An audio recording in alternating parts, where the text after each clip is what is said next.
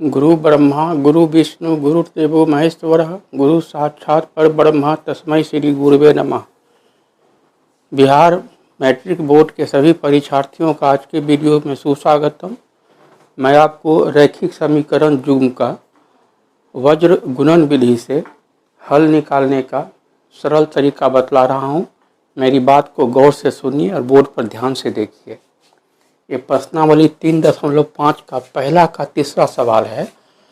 रैखिक समीकरण युग्म दिया हुआ है 3x - 5y = 20 और दूसरा समीकरण है 6x - 10y = 40। पहले इसको जांचेंगे कि अद्वितीय हल है, मतलब एक हल है x का और एक हल है y का, या कोई हल नहीं है, या अपरिमित रूप से अनगिनत हल है। यदि एक अद्वितीय हल होगा a1 b1 c1 a2 b2 c2, ये गुणांक निकाल लेंगे दोनों समीकरण से, और a1 a2 का अनुपात, b1 b2 का अनुपात, c1 c2 का अनुपात को निकाल करके देखेंगे। हमको पता चल जाएगा कि ये अद्वितीय हल है या कोई हल नहीं है या अनगिनत हल है। जब पता चल जाएगा हमको कि एक अद्वितीय हल है, तब वज्र गुणन विधि से हल निकालना है। तो चलते हैं सवाल पे।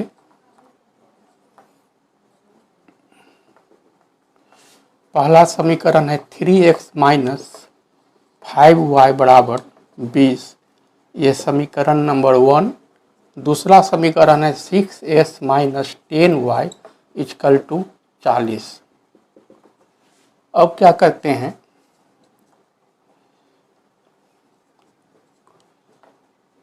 समीकरण 1 से 3x - 5y = 20, इसको तुलना करते हैं a1x + b1y = c1 से। तो x का गुणांक है 3, ये हो गया a1 का मान, y का गुणांक -5, ये हो गया b1, और जो अचर पद है जिसमें x y लगा हुआ नहीं है, ये हो गया c1। इसी प्रकार समीकरण 2 से हमको निकल जाएगा गुणांक a2 b2 c2। समीकरण 2 है 6x - 10y = 40। तो x का गुणांक है 6, ये हो गया a2, y का गुणांक है -10, ये हो गया b2, और ये अचर पद 40 अचर पद है, इसमें x y नहीं लगा हुआ है, ये हो गया c2। तो इस प्रकार a1 का मान हो गया आपको 3, b1 का मान हो गया -5, और गुणांक c1 का मान हो गया 20, a2 का मान हो गया 6, b2 का मान हो गया -10, और c2 का मान हो गया 40। अब हम निकालते हैं a1 अनुपात a2, अनुपात मतलब बट्टा। a1 का मान 3, a2 का मान है 6, 3 × 3, 3 दूना 6, कट के आ गया 1/2। b1 अनुपात b2, b1 का मान -5, b2 का मान -10 है, b2 का मान है -10, माइनस माइनस हो गया प्लस, 5/10, 5 × 5, 5 दूना 10, ये भी माना है 1/2। अब c1 अनुपात मतलब होता है बट्टा c2, तो c1 का मान है 20 और c2 का मान है 40। 20 × 20, 20 दूना 40, 1/2। हम क्या देख रहे हैं, a1/a2 भी 1/2, b1/b2 भी 1/2, और c1/c2 भी 1/2। चूँकि a1 अनुपात a2 बराबर b1 अनुपात b2 बराबर c1 अनुपात c2, तीनों का अनुपात आता है 1/2। चूँकि तीनों अनुपात बराबर है, इसीलिए अपरिमित रूप से अनगिनत हल हैं, अनेक हल हैं।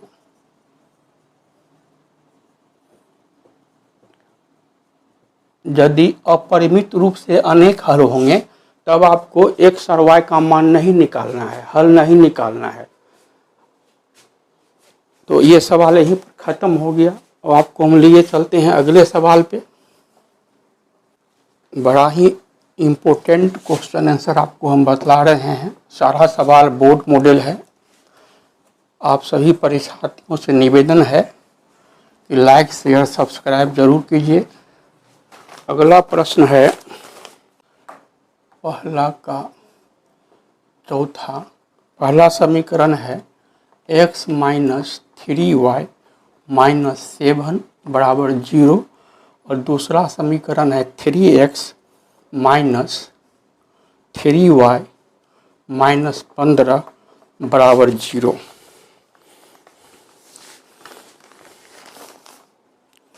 तो पहले तो टेस्ट करना है कि एक अद्वितीय हल है या नहीं।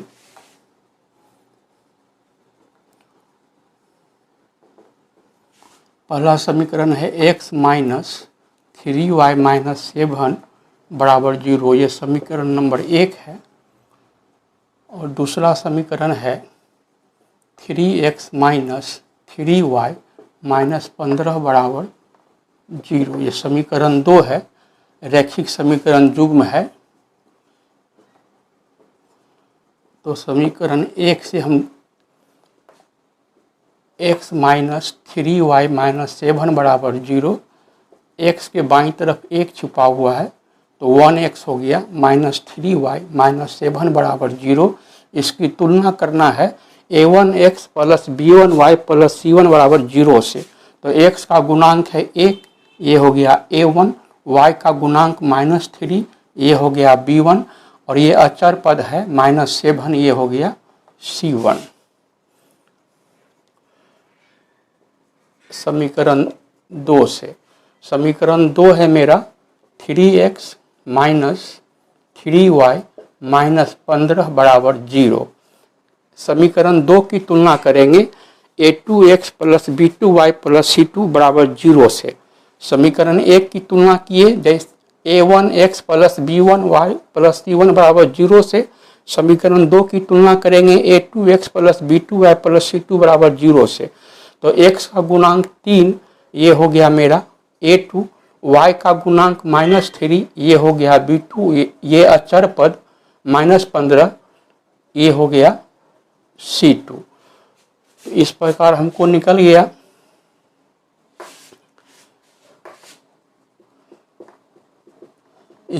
हमको गुणांक निकल गया। a1 का मान निकल गया, b1 का मान निकल गया, c1 का मान निकल गया। a1 का मान है 1, b1 का मान है माइनस 3 और c1 का मान माइनस 7। a2 का मान 3,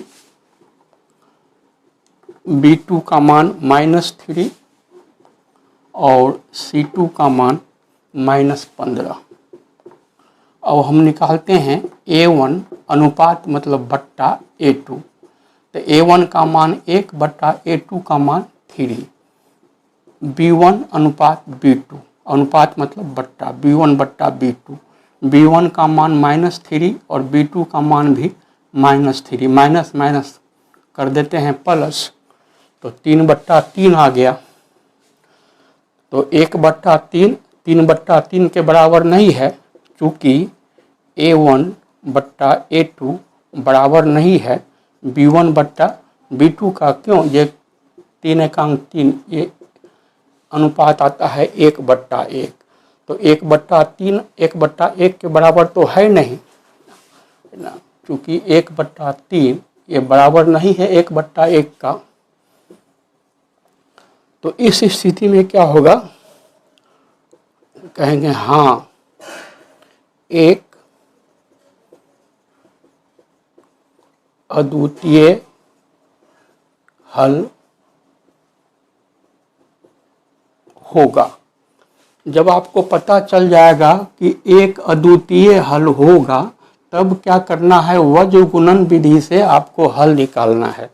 तो अब इस रैखिक समीकरण युग का हम वज्र गुणन विधि से आपको हल निकालते हैं। वेरी इम्पोर्टेंट सवाल है, बोर्ड मॉडल सवाल है। मेरी बात को गौर से सुनिए और बोर्ड पर आप ध्यान से देखिए।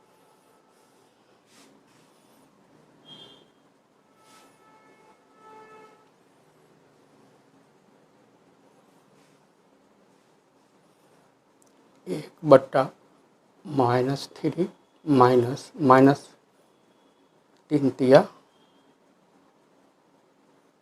9 या x/45 माइनस 21 ब्रैकेट हटा दीजिए। अब -21 माइनस +15 बराबर 1 -3 माइनस +9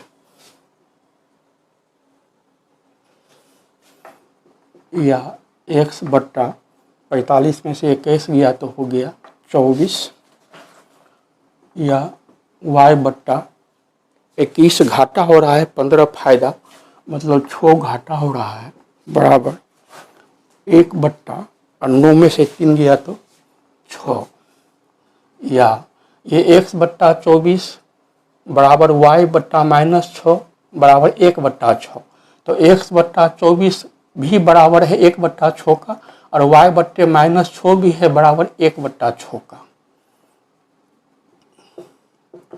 यदि x/24 बराबर 1/6 क्रॉस गुना कर देते हैं,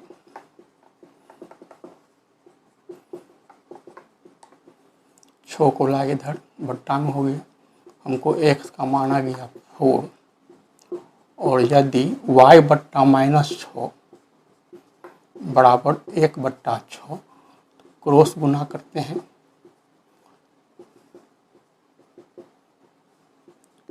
या y बराबर -6 इस 6 को बराबर के दाएं लाए, y का मान आ गया -1।